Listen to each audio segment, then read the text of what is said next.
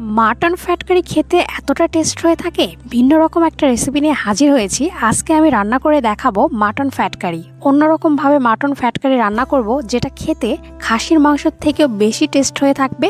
আলু দিয়ে খাসির চর্বি রান্না করলে এটি খাসির মাংসের টেস্টকেও হার মানাবে। ভিডিওটিতে একটি লাইক দিয়ে ভিডিওটি দেখা শুরু করুন। প্রথমে একটি কড়াই আমি পরিমাণ মতো তেল দিয়ে দিলাম।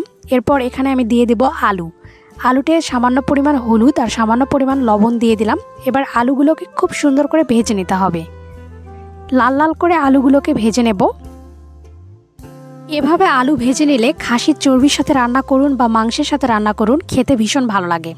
আলুগুলো ভাজা হয়ে গেছে, উঠিয়ে নিলাম। এবার একই তেলের ভিতর অ্যাড করে দিলাম কিছু গোটা মশলা। এখানে আমি দারুচিনি অ্যাড করে দিয়েছি, একটা শুকনো মরিচ মাঝখান থেকে ভেঙে নিয়েছি সেটা অ্যাড করে দিয়েছি, একটা তেজপাতা আর কিছু এলাচ অ্যাড করে দিয়েছি। এবার এখানে 1 কাপ পরিমাণ পেঁয়াজ কুচি অ্যাড করে দিয়েছি। পেঁয়াজটাকে খুব সুন্দর করে তেলের ভিতর ব্রাউন কালার করে ভেজে নেব। এ পর্যায়ে এখানে অ্যাড করে দিয়েছি রসুন পেস্ট। রসুনটাকেও খুব সুন্দর করে পেঁয়াজের সাথে ভেজে নিতে হবে। এবার এখানে অ্যাড করে দিলাম আদা পেস্ট আর জিরা পেস্ট। এগুলোকেও খুব সুন্দর করে পেঁয়াজের সাথে ভেজে নিতে হবে। আদা আর জিরাটাকে পেঁয়াজের সাথে ভাজা হয়ে গেলে এখানে অ্যাড করে দিলাম পরিমাণ মতো শুকনো মরিচের গুঁড়া, সামান্য পরিমাণ হলুদের গুঁড়া। এগুলো দিয়ে খুব সুন্দর করে এগুলো কষিয়ে নিতে হবে। মশলাগুলো যাতে পুড়ে না যায় এজন্য এ পর্যায়ে সামান্য পরিমাণ জল অ্যাড করে দিতে হবে। জল অ্যাড করে দিয়ে জল দিয়ে খুব সুন্দর করে মশলাগুলো কষিয়ে নেব। মশলা থেকে তেল ছেড়ে দিয়েছে। এ পর্যায়ে এখানে অ্যাড করে দিলাম মাটন ফ্যাট। এগুলো আমি সামান্য পরিমাণ লবণ আর হলুদ দিয়ে ম্যারিনেট করে রেখেছিলাম। এবার এখানে অ্যাড করে দিলাম সামান্য পরিমাণ সরিষার তেল। মাটন ফ্যাট কষানোর সময় সামান্য পরিমাণ সরিষার তেল অ্যাড করে দিলে অনেক সুন্দর একটা কালার আসে। এ পর্যায়ে এখানে আমি অ্যাড করে দিলাম গরম মশলা পেস্ট আর আগে থেকে ভেজে রাখা আলুগুলো।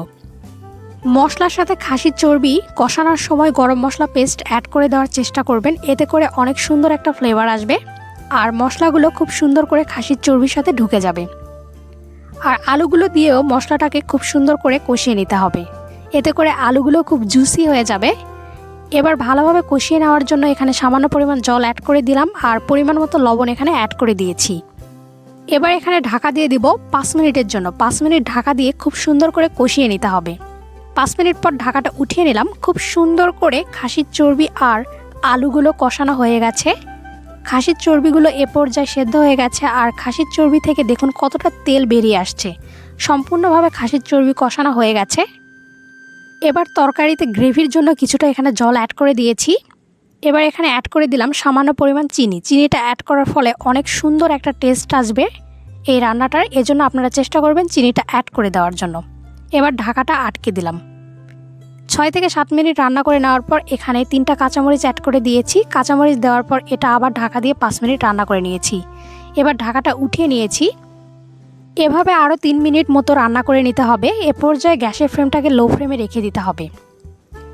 এবার এটা পরিবেশনের জন্য একদম রেডি। দেখুন কতটা সুন্দর একটা কালার এসেছে, লাল লাল ঝাল ঝাল। অনেক লোভনীয় হয়ে থাকে খাসির চর্বি এভাবে রান্না করলে।